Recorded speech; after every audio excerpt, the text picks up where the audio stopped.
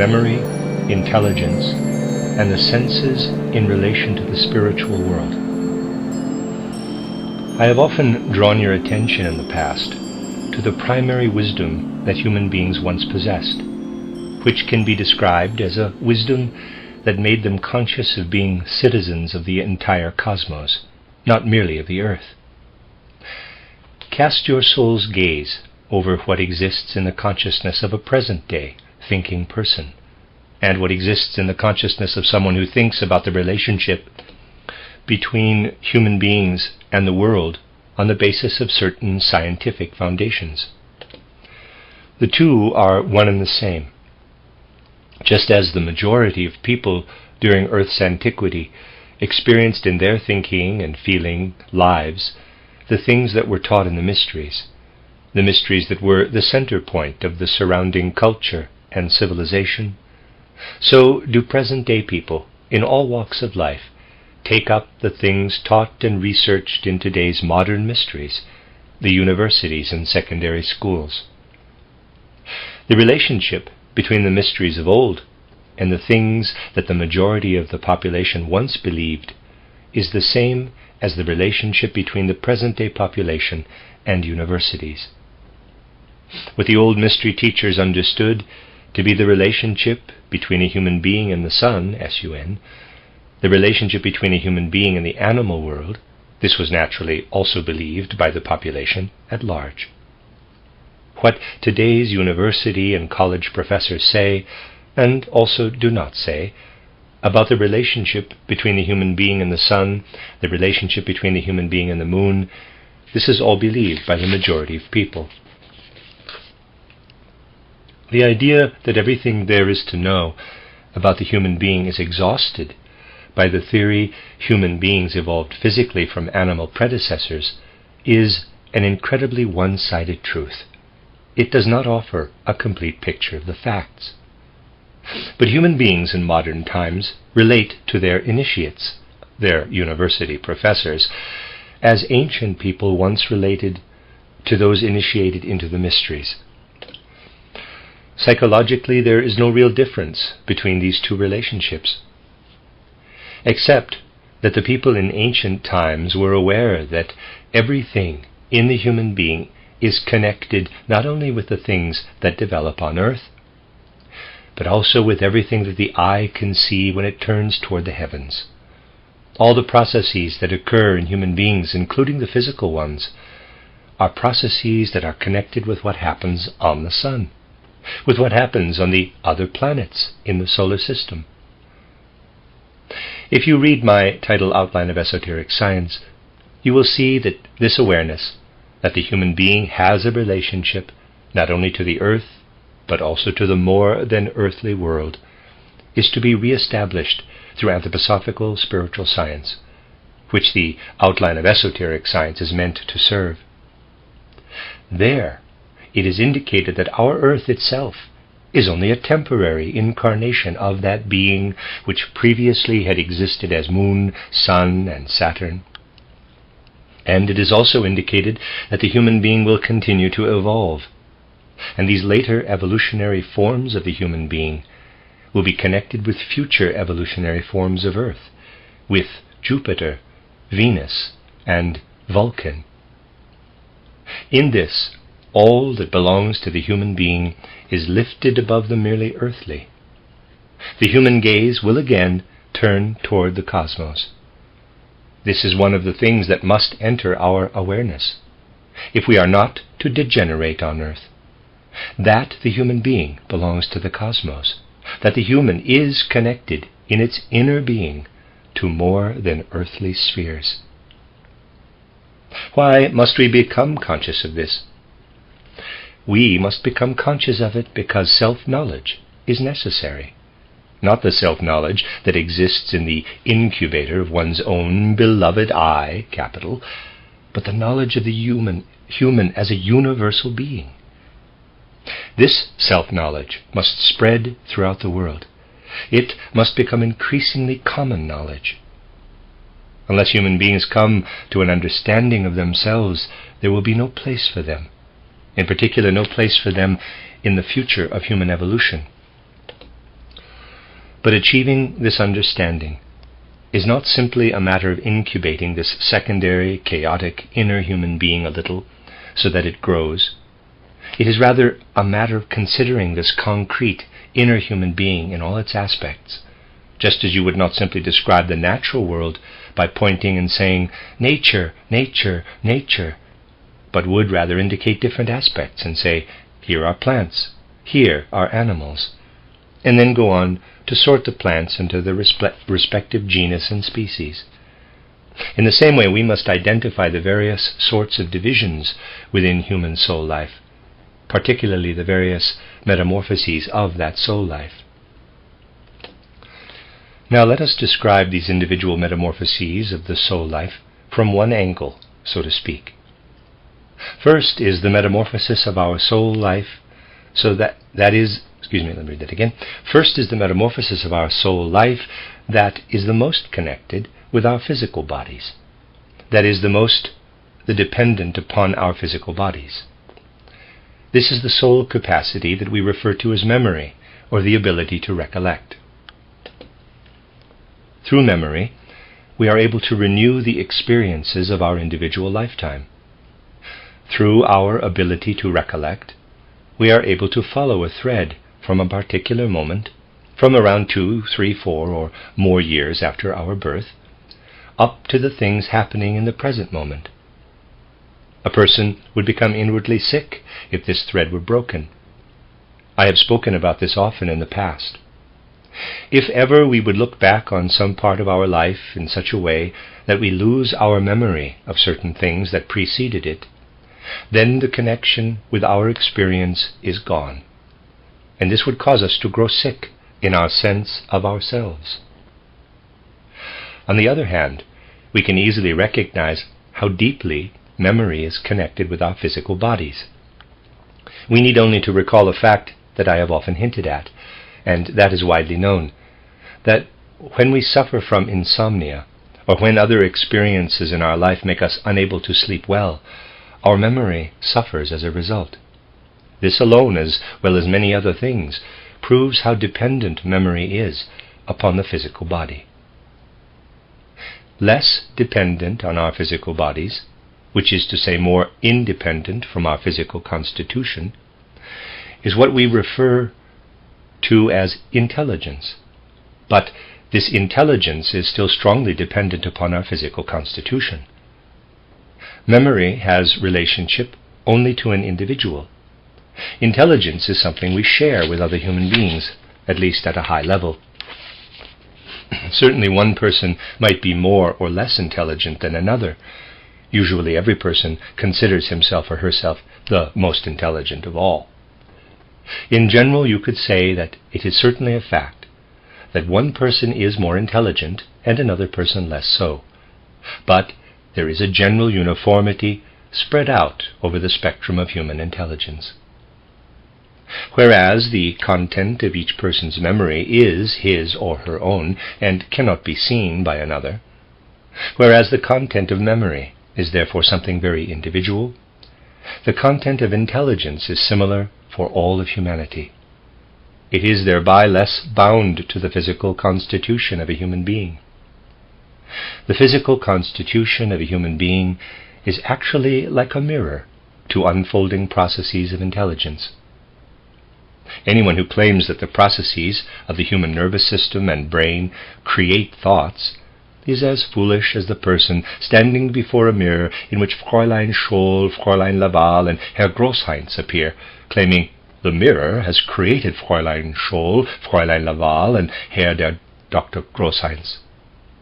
Just as the mirror is related to the three people I named, and just as those three people have an existence outside of that mirror and actually have nothing further to do with it, so does intelligence merely allow itself to be reflected through the brain to appear in our consciousness.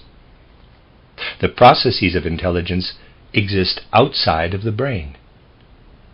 We would know nothing of our intelligence if we did not have a brain. The processes of intelligence would not be reflected there. But these intelligence processes have an existence outside of the brain as well, processes that are merely reflected in it.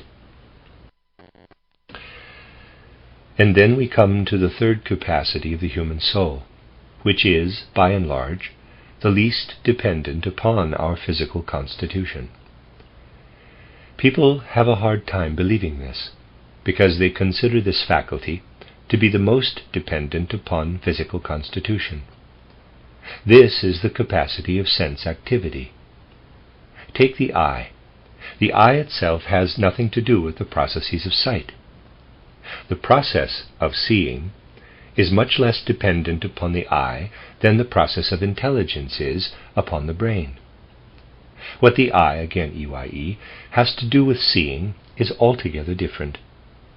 The processes that occur in our consciousness as the content of sight, these processes have nothing to do with the eye.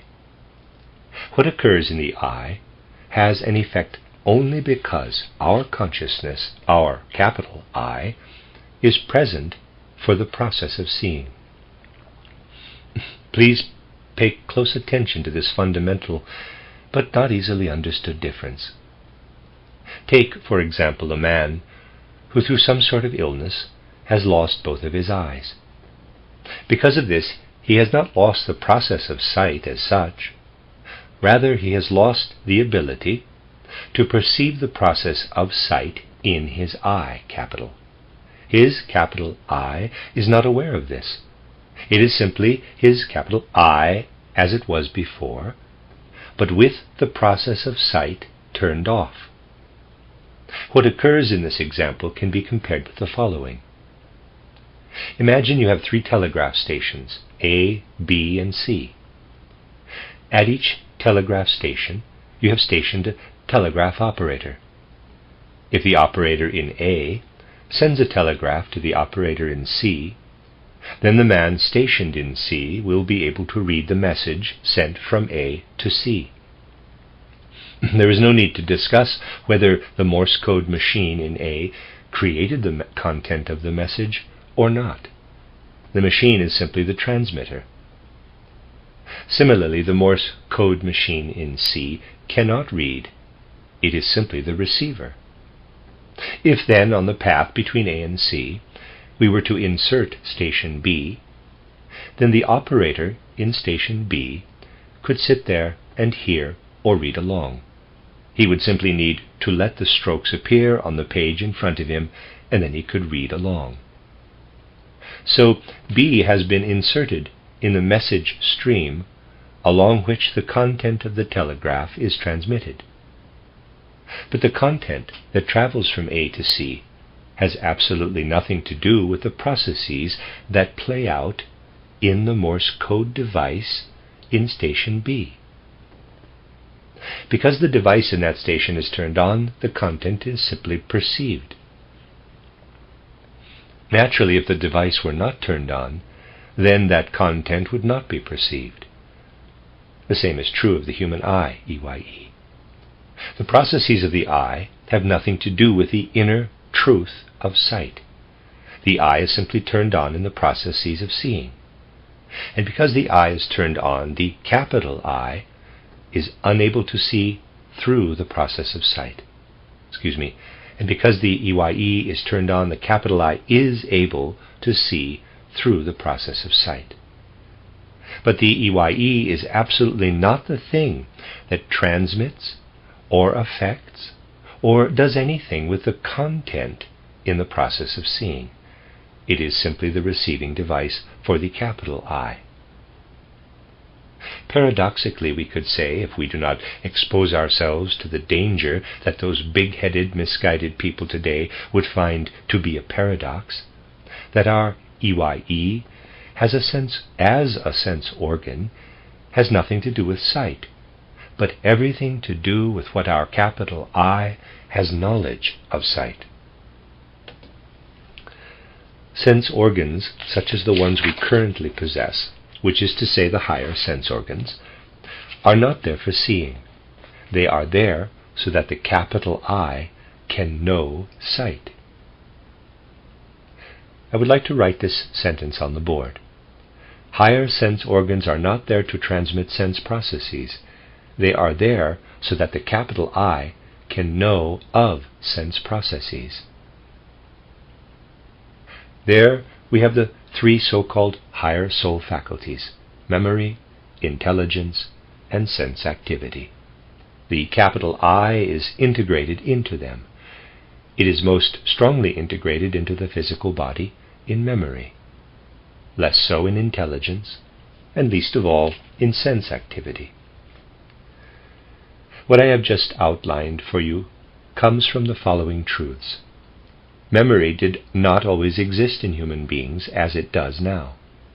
It evolved into its present form.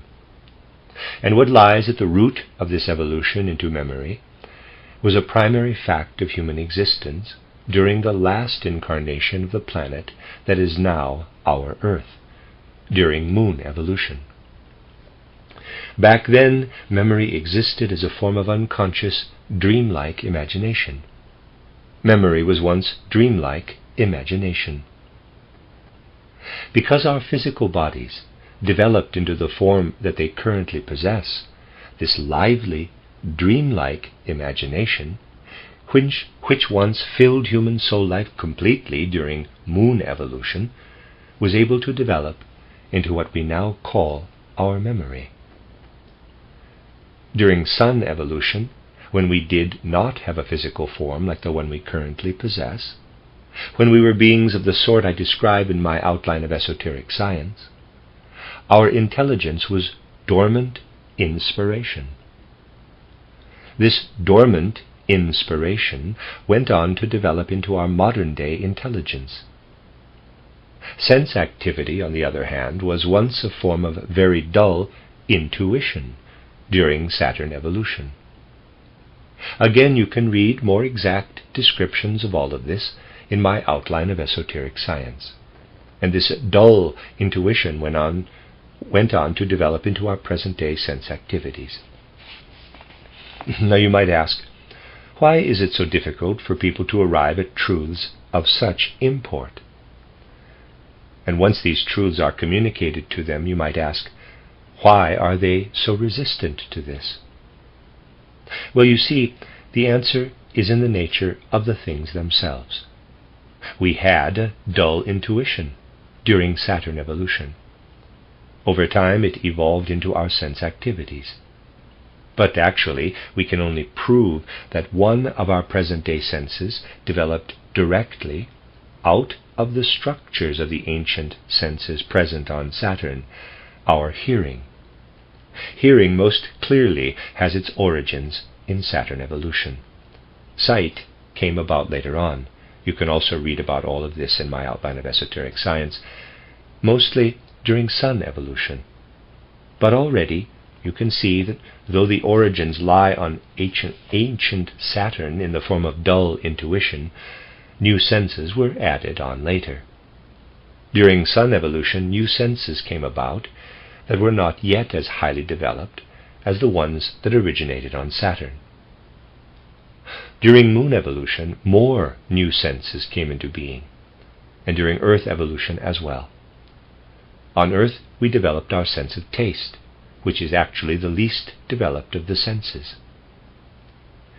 Taste, if we considered it by itself, apart from our other senses, could be described as a kind of dull intuition in our physical form, an undeveloped and dull intuition.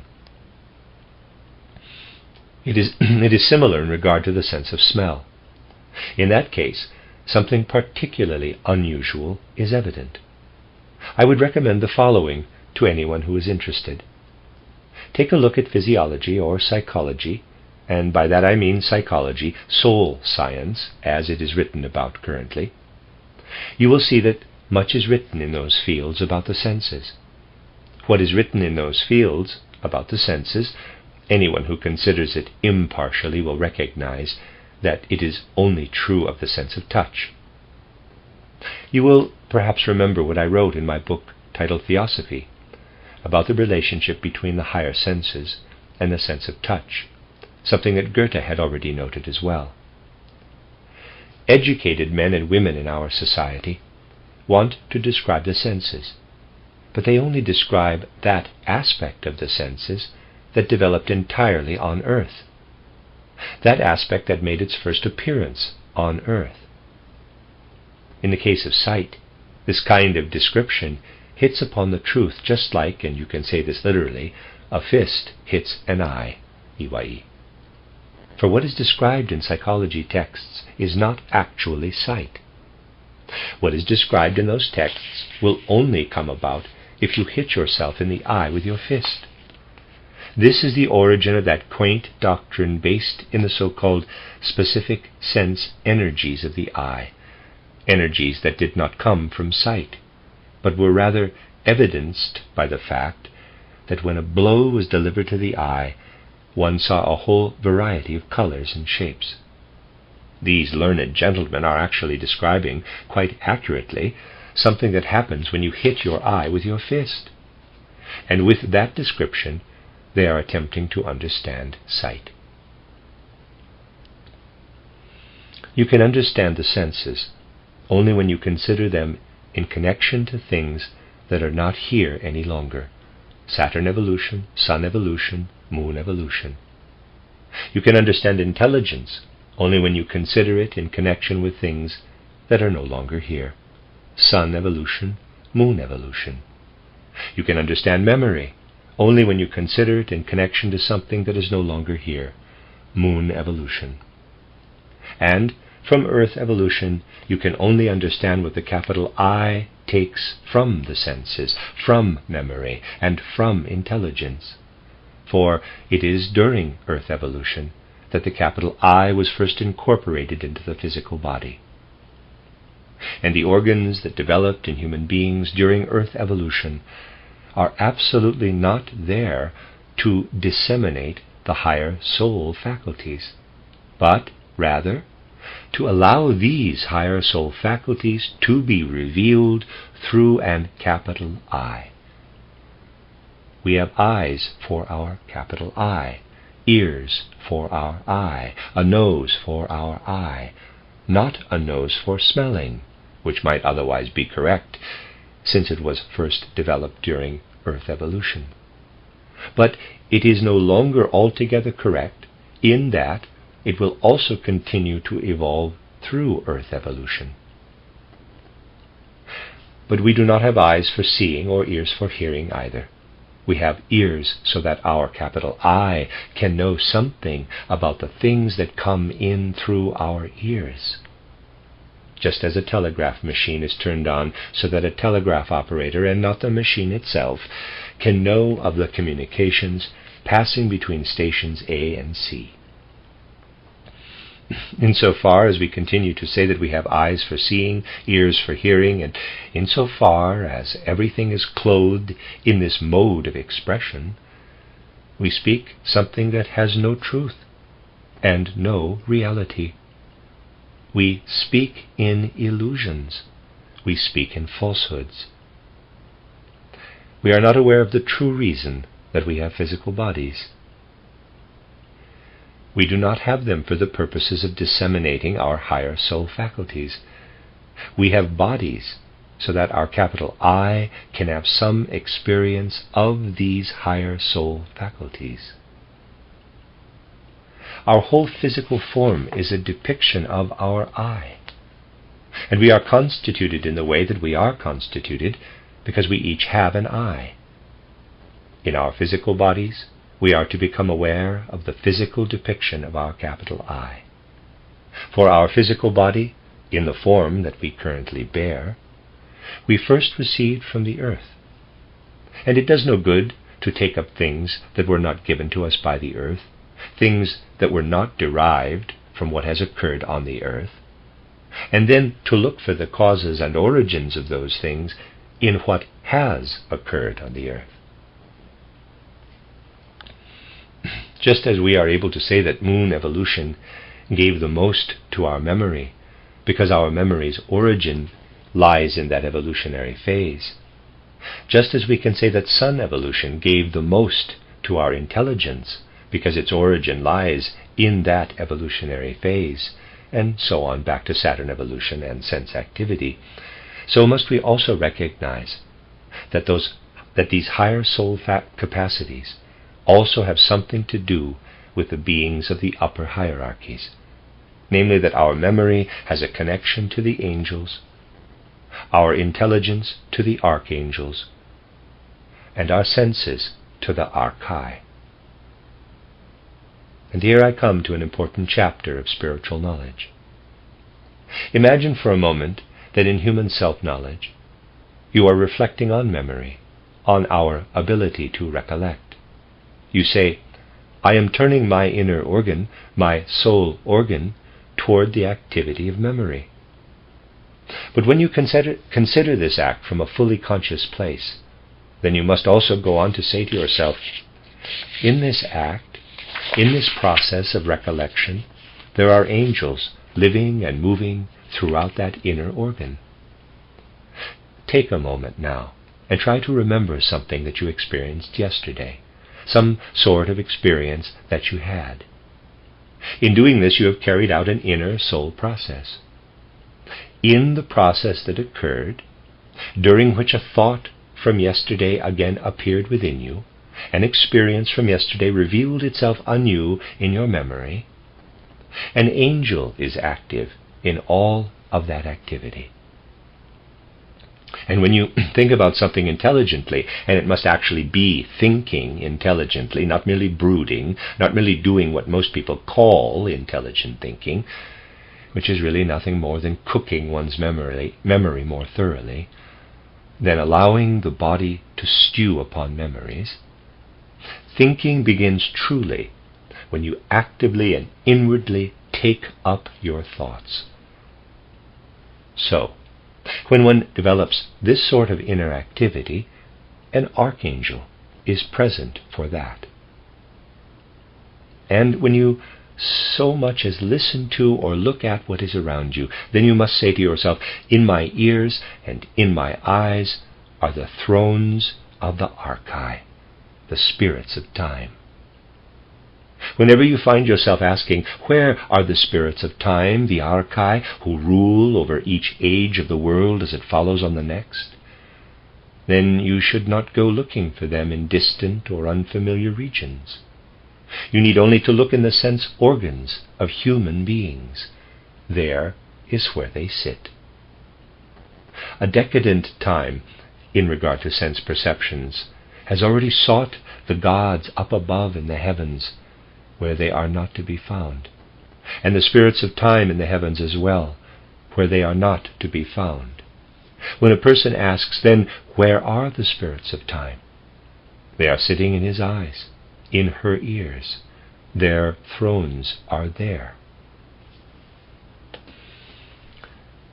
From another perspective, this helps to illuminate something that I once described to you when I spoke of the places within human beings that provide guidance to the events of nature.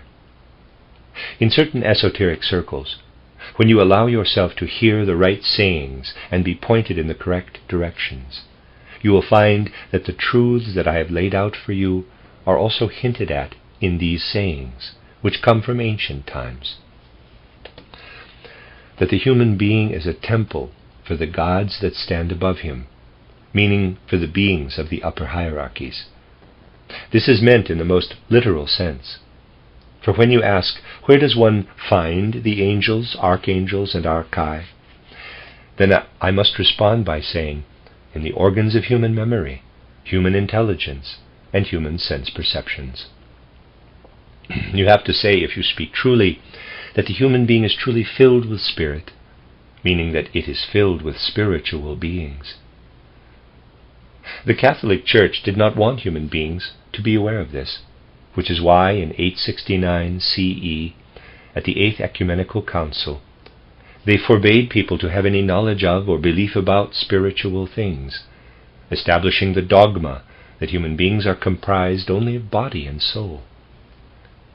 This human is a vastly complex being, and if you, let us say, for example, were to place yourself on a distant star, and were to observe the happenings on earth from that perspective, the mineral world would immediately vanish, and would only appear outwardly as a shining light.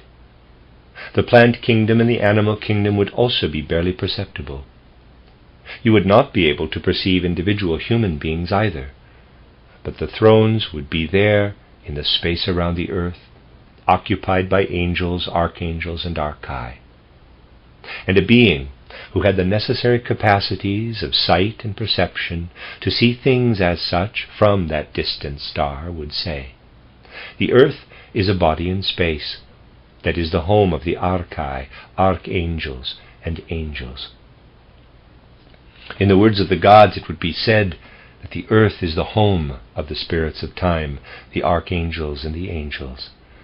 In the everyday speech of human beings, this translates to the human being has sense organs, instruments of intelligence, and a constitution for memory. But humanity is called upon to truly come to know the human being, to seek the true relationship between this human being and the spiritual world.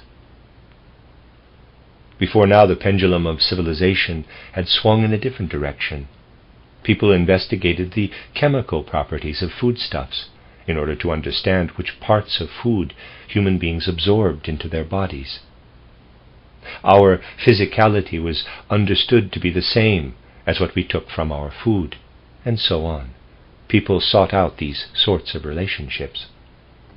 They said, the things that are out there in the world, in the various plants and animals, find their way into human beings. One moment it is out there in the form of cabbage and cow, the next moment it is taken into the form of the human being and actually constitutes that form. They see a steer, they look at it, then they see a person who has eaten the meat that came from that steer, and they follow the trail of the meat that this person ate, which until a few days before had been a part of the steer, attempting to determine how it has been integrated into that person's inner workings. Here we have the relationship between the physical and the natural world. Here we have traced the way in which the meat, which was once a part of the steer's haunches, afterward becomes a part of the human being's inner workings. We have spent enough time tracing this relationship. We have concocted a worldview out of it, resulting from the pendulum swinging far to one particular side of the spectrum of human worldviews. Now it is time for the pendulum to swing in the other direction. Now we must come to know that the soul element of human beings also has a relationship to the spiritual world, to spiritual substance. And what comprise spiritual substance? Archangels, archai, angels, they are in human beings, just as the steer is in a human being after a person eats a piece of meat. They are in human bodies. Contemporary science admits the latter point, but still ridicules the former. But for the future evolution of humankind, it might be the other way around. Contemporary science admits the latter point, but still ridicules the former. I think that's what that means anyway. Excuse me. But for the future evolution of humankind, it is just as necessary for people to know what relationship they have to angels as it is for them to know what relationship they have to steers or cabbage. I mean physical cabbage. We are at a critical juncture in time. The necessity is before us to turn toward the way in which the spiritual world plays into our soul lives. Having spent long enough considering very one-sidedly the way in which the physical world plays into the physical aspects of human beings, for the human being's further development, now it is not enough to hear certain abstract religious truths dogmatically proclaimed by devotees of a church. We all have to busy ourselves with thinking about what relationship our earthly form has to the spiritual world. First of all, this spiritual world has a relationship to the capital I. We will learn about other relationships tomorrow. But that which appears in our earthly form as a constitution for the capacity of memory has a relationship to the hierarchy of angels. That which is embedded into our constitution For our capacity of intelligence has a relationship to the world of the archangels. That which announces itself to us in our higher senses, namely the things that unfold in our high arts, this has a relationship to the world of the archai, the spirits of time. We must become able as human beings not only to chat with one another about the fact that a spiritual world exists. We must become able to feel the concrete relationships between human beings and the spiritual world. We must become able to feel that what echoes in us as the sense of hearing is actually a product of a long developing fact that is now intermingled with our world, something in which the archai are active. We must become able to understand that when we are thinking, we are existing in a world that is filled with archangels. Whenever we recollect things, we exist in a world that is filled with angels. And when we become conscious of our capital I, for which we always require our physical bodies most of all, then it is a revelation of our I. At that moment, we are for the first time in the world in which the human being moves and weaves. Even in the Greek mysteries it was said, quote, "When you meet the guardian of the threshold, then you learn to recognize in a higher way the things that exist in human beings." Close quote. On this side of the threshold, we only come to know thoughts that hearken back to a prior experience. On the other side of the threshold, the angels flit and scurry about us. On this side of the threshold, we come to know the intelligent being. On the other side of the threshold, we experience the way in which the archangels flit and scurry about us. On this side of the threshold, we perceive the sensory world. On the other side of the threshold, we come to know the way in the archai, the spirits of time, move in and out through our eyes, through our ears. We must therefore see to it that conscious awareness is awakened in each individual human being. The awareness that we each stand in a relationship to the spiritual world by the very fact of our physical constitution. This must, however, be awakened concretely in each of the individual organs. We must learn to feel ourselves a part of a spiritual world, whereas the worldview, which has presently reached its zenith, only allows us to feel as though we live in the physical world. This feeling that we are living only in a physical world will forever be the dominant feeling, unless the occurrence at Golgotha is allowed to enter in.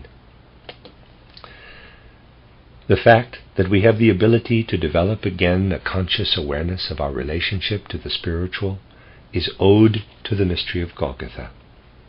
But what we owe to the mystery of Golgotha must be sought freely out of our own inner impulses.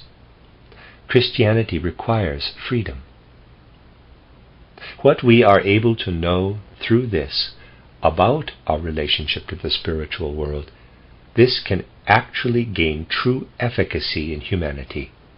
And the efficacy which we have tried to lay as the pedagogical foundation in the Stuttgart Waldorf School, this is born out of this conscious awareness that the human being is something more than a synthesis of external natural phenomena. There, the teachers are to teach and lecture in such a way that they are not only aware of the baby that grows up physically, the being that once it has been weaned off of milk will over time take in cabbage and beef, but also aware of the soul being, in which the beings of the higher spiritual world actively participate. And insofar as we are educating in our classes, we are leading the activity of the beings of these higher hierarchies into the being of the developing child. People should not simply learn to kneel at the altar and pray for their own egotism. They should learn to make all that they do in the world into acts of worship. Nowadays, what people need to learn is that everything that a human being does in the world must be done as an act of worship. as the completion of an urgent task. But this is opposed by those who do not want to allow human beings to take part in these higher tasks of humanity. When I was trying yesterday in St. Gallen to discuss the effectiveness, the productiveness of the things that can flow out of spiritual knowledge into the field of education, I was told that we have now reached a point at which the clerical newspapers in St. Gallen contained no advertisements about the lecture I was giving that day, meaning they had refused even to give notice about it. This kind of opposition will become ever better organized. Organization is understood by all sides. I only say this to you so that you are aware of the opposition to the inclusion of truth in the world, which has become ever more present and effective. I will tell you of these things again and again. I also would like you to be not unfamiliar with these little facts so that you truly feel that it is not a task for dormant souls advocating for the truth of Christ. On the contrary, it is increasingly a task for those souls that are awake. We also need organizations in order to counteract the organization forming on the other side. Tomorrow we will speak of this further.